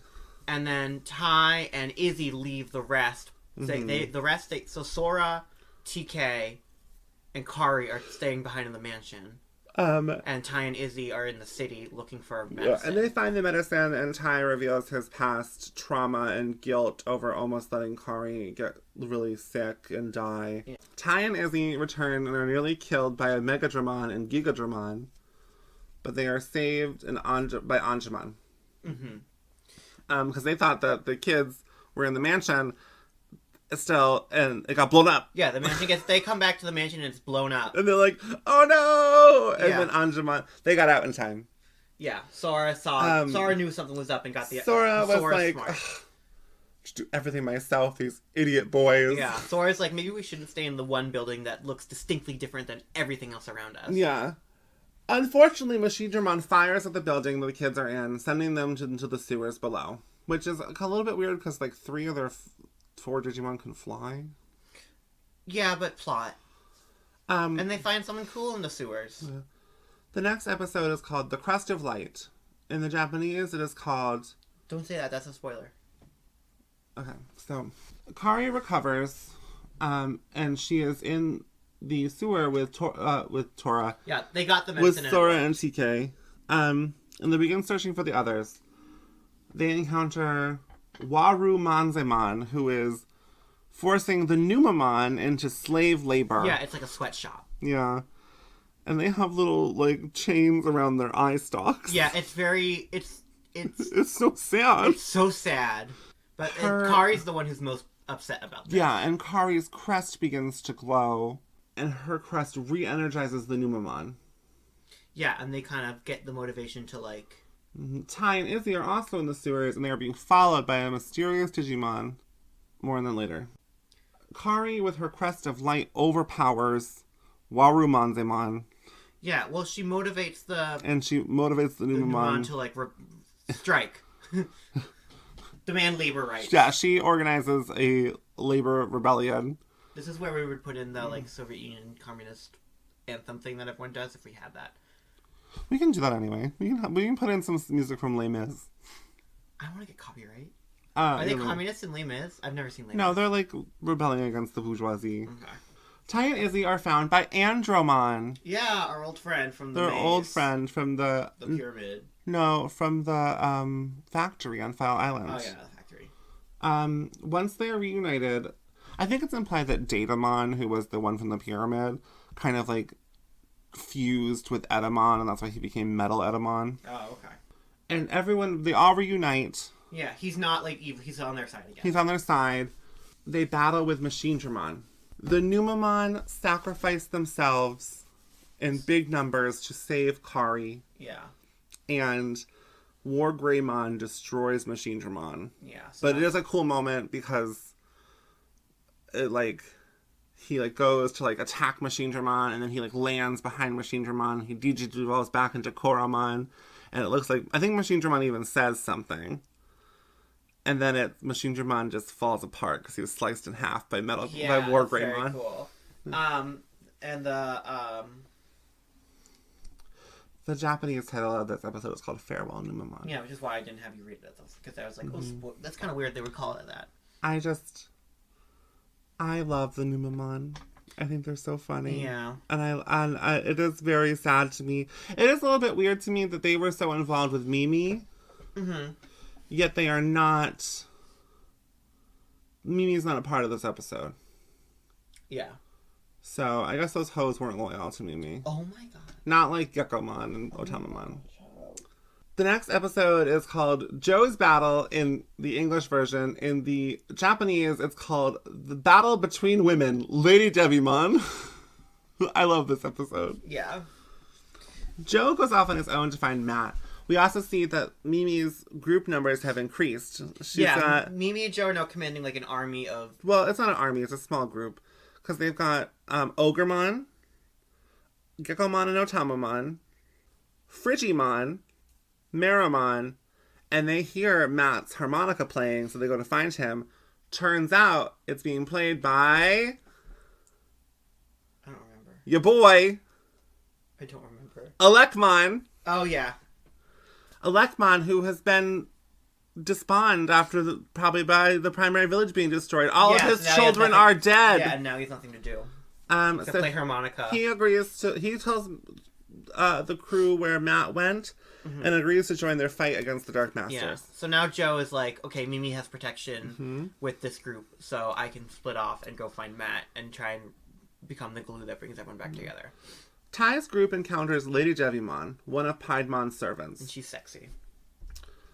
Oh, she's the best. She's played by the same voice actress who plays Birdramon and Garudamon. Yeah. So she has a very deep voice. Mm-hmm. And it is I think this is the first thing I showed you from Digimon, was the fight between Anjouamon and Lady Devimon. It might have been. Because they have great back and forth. Yeah, they just sing each other back and forth. Where, she grabs Anjouamon by the hair and she's like, never did like this bleach look. Yeah. She calls her Goldilocks. Ty's group encounters Lady Devimon, remember, while looking for... Well, they're looking for Piedmon, and Lady Devimon is one of Piedmon's servants. Yeah. But my point is that they're now on to the fourth and final Dark Master. So Piedmon. Izzy, Kari, and Ty and their Digimon, as well as Andromon, stay, and Anjouamon goes back and forth with Lady Devimon. Mm-hmm. And this fight is much more camp than the Anjouamon versus Devimon fight. And they eventually defeat Lady Devimon, and then Sora and TK are sent to locate the rest of the missing Digidestined. After Lady Devimon's defeat, Piedmon begins to slowly approach the group. Yeah. From afar. He's just menacingly. So now we're really in the final stretch. Yeah, we only have 3 more episodes left. Yeah. With 4. Yeah. Well, the last one is stupid. So no, I love the last one. Or the second to last one is stupid. No, they're both kind of dumb. But I love the ending of the series. Yeah. Anyway, so let's keep going. So the next episode is called The Crust of Friendship. Piedmon begins to battle Wargreymon and Andromon. Matt falls into a literal cave of depression. Mm-hmm. And he escapes once he confronts his feelings with the help of Gabumon. Gabumon gives him a great speech. Yeah, I love Gabumon. Joe, TK, and Sora all kind of meet up when they're looking for Matt. Sora falls into her own cave of depression, but we already thought we conquered Sora's trauma. Yeah. But I guess, trauma is not defeated in one easy step. No. It takes time. They return with with Joe. Matt makes up with Ty, which activates his Crest of Friendship. And with all of the Digidestined, save for Mimi, united, both Wargreymon and Metal Garurumon prepare to battle Piedmon. Here we go. The next episode is Piedmon's Last Jest. I would like to say that the previous episode was called Piedmon, the Clown from Hell, in Japanese. Escandal. Piedmon turns the Digimon into doll keychains in a way that is terrifying. Yeah, they're all chasing Piedmon, or they're running away from Piedmon one by one, or two at a time. They're getting turned into keychains. And it's not it's not the way you would expect. It's not like Izzy and Tentomon. No, it's obviously, since Wargreymon and Metal Garurumon were actively fighting Piedmon, they get turned into it first, and then it's Ty and Matt, but then it's Joe and Tentomon. And Biomon. Yeah. Or Garudamon or something. It's random combo, so everyone's getting split up real fast. And we see it's just down to TK and Kari and Patamon. Yeah. So the three weakest out of the whole group. They are running, they reach a balcony. There is a rope leading up to the sky for them to take to escape. Yeah. Because Piemon's a clown, so everything's kind of weird. TK doesn't know what to do. Kari is falling to her doom. And he imagines Matt giving him advice. Yeah. Which reinvigorates his hope and activates his crest. Angemon finally digivolves into Magna Angemon, who's also sexy. Mm-hmm. And he saves the rest of the Digidestined. And this is when a great fight starts. Because we see that Mimi and her whole crew, including Unimon and Kawagamon, and all these other Digimon that they've encountered before, come and help them defeat Piedmon's army of Vilemon. And with the help of Wargreymon and Metal Garurumon, Magna Angemon sends Piedmon into his Gate of Destiny, never to be heard from again. Yeah. Damn. But they are unable to celebrate their victory. Because there's a surprise villain at the end. We kind of saw Genai and Centarumon talk about this in a previous episode briefly, where there's an enemy from behind the firewall. This is the worst. Because it feels like they needed one more episode. It feels like they were greenlit for 54 episodes and they didn't have enough time. Yeah. Maybe they could have, threw in some mega evolutions for the other kids, but I don't know. Yeah. I guess not. No. So, the Digidestined are catapulted into a world of complete darkness, where they are facing Apoclymon, who is just he's not a great final bad guy, because he says a lot of silly things, why do you get the pizza when I only get the crusts? Yeah, it's so weird. There's so many weird decisions about I hate this is my least favorite episode. And the fact that it's the last villain. But during the battle, Apoclymon destroys their crests. Yeah. And deletes them from existence. Yeah. Which, their parents are still watching them fight. They can see everything? The parents can see everything. But time works differently, so, how does that work? Well, because it's only been a few minutes in the human world. Yeah, but are they seeing it at, super speed, or, what's... I don't know. I guess it's a it's TV show. It's anime. Yeah. And he deletes them and their Digimon, and then they're in this free-floating data space. Mm-hmm. Not quite the digital world, not quite the human world. And their Digimon encourage them to continue fighting.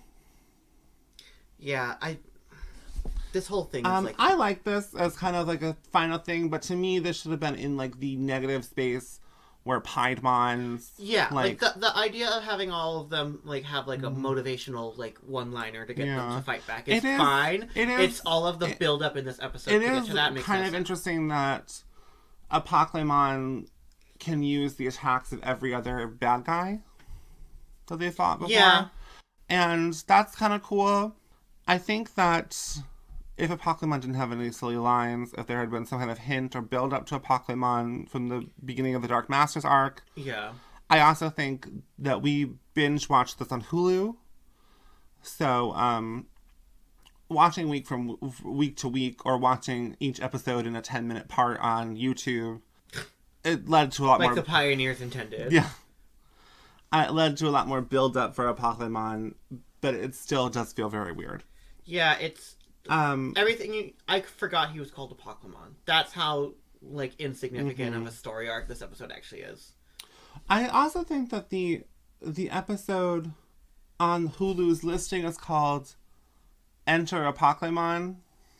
I don't remember. But the episode is called Now Apocalypse, a play on Apocalypse Now. Yeah.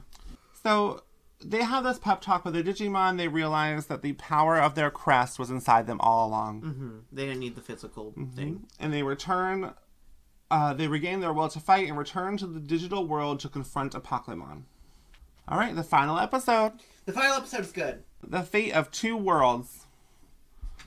The Digidestined defeat Apocalypse and save both digital and real worlds. Mm-hmm.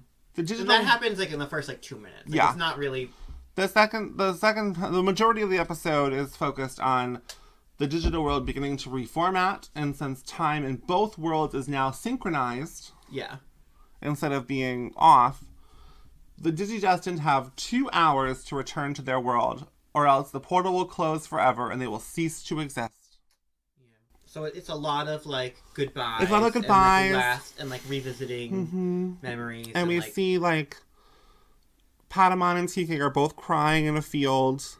Biomon and Sora have an emotional goodbye. Joe and Gomamon. Gomamon continues to be kind of silly. Yeah, Gomamon's like, ha! Just kidding. Matt and Gabumon kind of just don't say anything. They're like, yeah. Yeah, bro. Agumon and Tai kind of have a similar vibe. Izzy and Tentomon. But this is the real one. Oh, well, Kari gives Gatomon her whistle. Yes, that's cute. Mm-hmm. But then the most difficult... The most devastating... Is Mimi and Palmon, of course. Because Palmon runs away. Yeah, she doesn't want to say goodbye to Mimi. Yeah. And it's too late for them to find Palmon, and they have to get on the trolley car that they all slept on in the Seedramon episode back in episode, 2 or 3. The trolley car is going to fly into the sky and take them back to the real world. The trolley car takes off. Mimi is in tears because she can't find Palmon. Yeah. And, I'm gonna cry. Oh my god, Palmon emerges. Palmon emerges. And it's like, I'm sorry, Mimi. And then she's like, Palmon, I love you. And then her hat flies off and it plays the Hey Digimon. Oh my god, Monster friends to the boys and killing girls. Song. Well, this I think... It's fitting here. I think it fits here. But it's dumb in the... they'll be in a big boss battle. All of a sudden there'll be this, when they're fighting alt-country... Yeah. This, Berenstain Bears-ass song. Not Berenstain Bears. The other bears. The bears that sing. The country bears? The country bears. It's not that. It's more rock.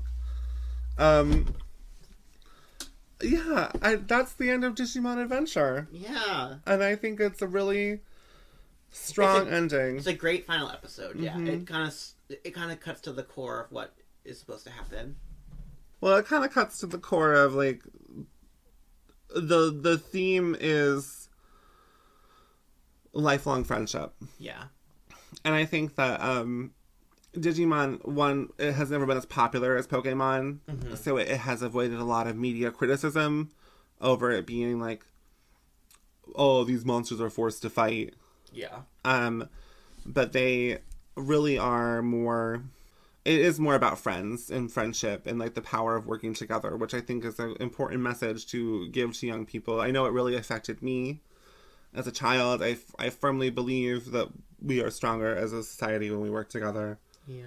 So, yeah, that is the conclusion of our Digimon Adventure coverage. Well, sort of. In the next episode... In the next episode, we're going to start covering Adventure 02. No, that's not true. In our next episode, our next episode, we're going to do our tier lists. And of both Digimon. Of both human and Digimon. Yeah. I'm not sure if we're going to do all of the Digimon's forms, or we're just going to do their base form. I don't know. Yeah. I think we should just do their base form because I think it gets too into the minutia if you try to... Maybe in a future update episode we will do like a... Yeah. Digivolved forms. But, you can now... If you have any questions, comments, concerns, compliments, anything you'd like to add to our conversation, you can email us at TwoGaysPod@gmail.com. Yep. 2 spelled out TWO. Yep. If you would like to follow us and engage with us on Twitter... We are at TwoGaysPod. Mm-hmm. Which I can't believe that wasn't taken. I can't believe we didn't do like Digipod. Well, I mean, there's not... Gays don't ever finish anything. And you can also listen to us on Spotify. Yes. So, which you might be doing right now. Yeah, you might be doing that right now already. You can also follow us individually. I'm Gigantismalls on Instagram and Twitter. And everywhere. I'm a bunch of different things. Follow me on Twitter, which my Twitter is facts for whatever, but the last E in whatever isn't there because it wouldn't fit. So it's FACTSFORWHATEVR, which is a Radiohead reference because I'm a nerd like that. Okay, well that was a really long description. Okay, well, I guess don't follow me on Twitter then. Okay, it's not important. We're done here. Goodbye. I'm still thinking about Mimi and Palmon. Oh my god.